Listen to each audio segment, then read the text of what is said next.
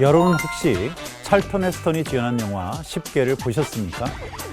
이스라엘 민족의 이집트에서의 생활, 그리고 모세와 바로의 심각한 갈등 뿐만 아니라 양쪽으로 갈라진 홍해를 지나가는 그런 스펙타클한 장면은 지금도 여전히 감동적입니다.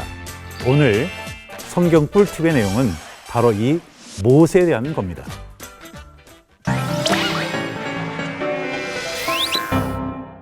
인상적인 영화의 여러 장면들 가운데 특히 관심을 끄는 것은 하나님이 모세에게 건넨 2개의 십계명 돌판입니다.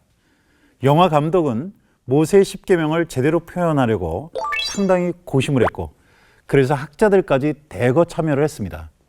그런 노력에도 불구하고 영화는 상당한 논란을 불러일으켰습니다. 먼저 십계명에 기록된 언어와 내용이 문제가 되었습니다. 감독은 이집트의 탈출 시기를 주전 13세기로 못 봤고 당시의 문자로 기록합니다. 그리고는 2개의 돌판에 각각 4개와 6개씩 계명을 새겨 넣었습니다. 고증을 따르려는 감독의 의도를 10분 인정하더라도 출애굽 시기를 달리 보면 언어 역시 달라질 수도 있지요.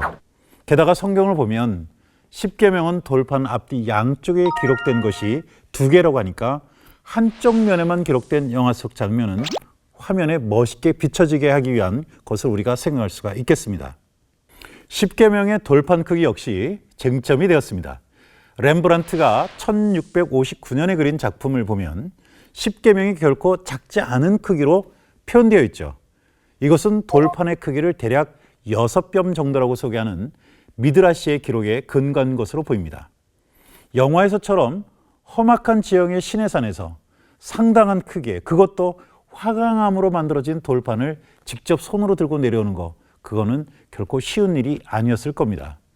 미드라시와 탈무드에도 아주 무거웠다는 기록이 있습니다. 때문에 일각에서는 돌판 크기가 훨씬 더 작았을 것으로 추정을 합니다.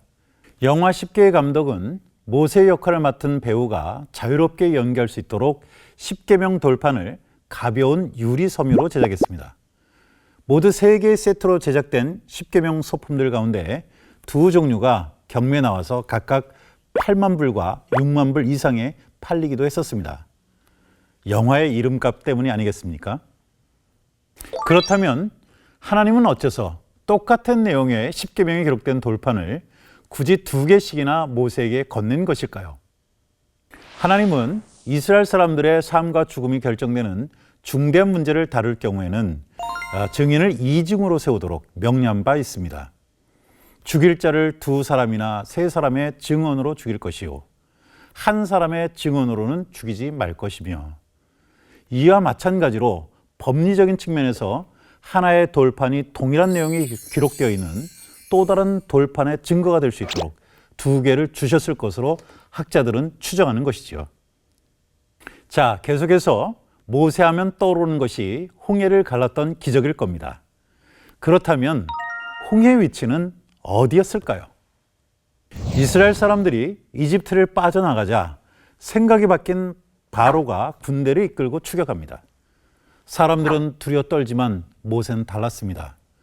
너희는 여호와께서 오늘 너희를 위하여 행하시는 구원을 보라.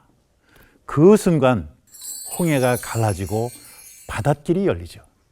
이집트 군대가 서둘러서 뒤를 쫓다가 결국 모두 수몰됩니다. 홍해는 아프리카와 아라비아 반도의 경계가 되고 수에즈 운하를 통해서 지중해와 연결되는 좁은 바다입니다. 이곳이 홍해라는 이름을 갖게 된 것은 붉은 해조 때문이었죠. 홍해가 출애굽 사건과 연계된 것은 70인역 성경의 역할이 아주 컸습니다. 히브리어 성경은 이스라엘이 건넌 바다를 얌수프, 갈대바다라고 불렀습니다. 그런데 주전 2세기에 번역된 70인역 성경은 이 얌수프를 홍해라고 번역했는데요. 이후로 홍해는 계속해서 사람들 사이에서 논란거리가 되고 있습니다.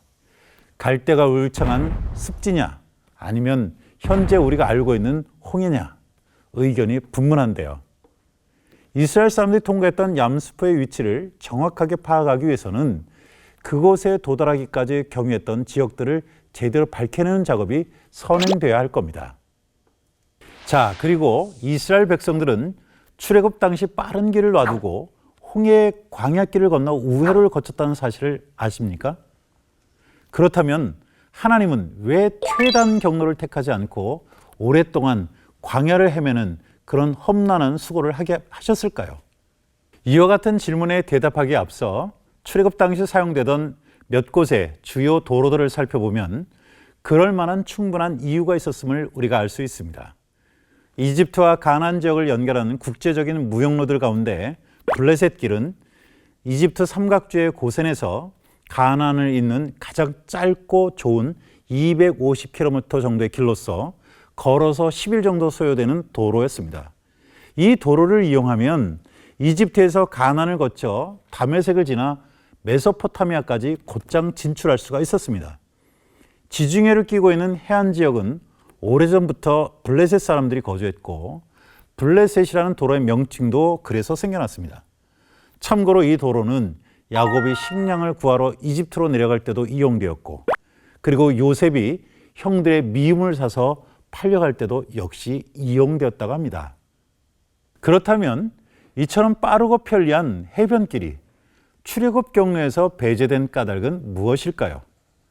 해변길은 대상들이 주로 이용하는 무역용 도로이자 동시에 군사용으로 활용되었기 때문에 이집트 당국은 도로 곳곳에 요새들을 설치하고 또 강력한 병력을 배치해 두었습니다. 특히 오늘날의 가자 지구는 가나안에 있는 이집트의 작은 수도로 간주될 정도로 전략적인 요충지였습니다. 실제 1970년에 이스라엘의 고고학자인 트루드 도단이 수행했던 가자 지역의 발굴 과정에서 곳곳에 이집트 수비대의 흔적이 발견되었습니다. 결국 하나님은 이스라엘 사람들이 출애굽 초기에 잘 훈련되고 강력한 무기를 갖춘 이집트 군대와 맞닥뜨리는 것을 피하게 하실 목적으로 해변길이 아니라 광야길을 택하게 하셨던 겁니다. 때문에 이스라엘 백성들은 막다른 홍해길을 향해 되돌아간 것이지요.